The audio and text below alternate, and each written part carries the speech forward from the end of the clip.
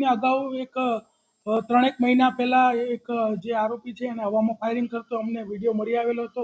તો એના અનુસંધાને અમારી ટીમ સતત વોચમાં હતી. એ દરમિયાન એક આરોપી જે છે દીપક કુટેકર, કે જે સૂર્યા મરાઠી ગેંગનો છે, એ ગઈકાલે પિસ્ટલ સાથે પકડાઈ ગયો છે, જેની કિંમત 35,000 છે.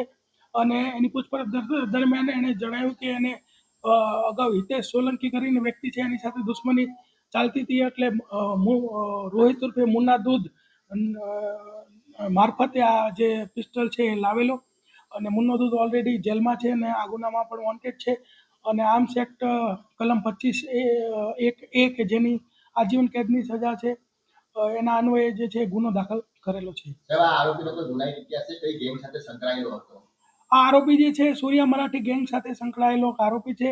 અને ટોટલ અત્યાર સુધીમાં 21 ગુના છે. 4 વખત એની પાસા થયેલી છે અને 1 વખત તડીપાર થયેલો છે. અને આ ગુનાઓમાં મુખ્યત્વે એટ્રોસિટી, રાયોટિંગ, ફાયરિંગ, મારામારી, ખૂનની કોશિશ અને એનડીપીએસના ગુનાઓ દાખલ થયેલા છે.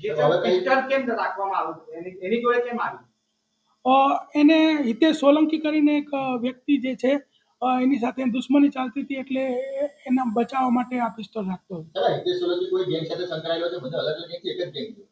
એ તપાસ અત્યારે અમારી ચાલુ છે કે હિતેશ સોલંકી કોણ છે.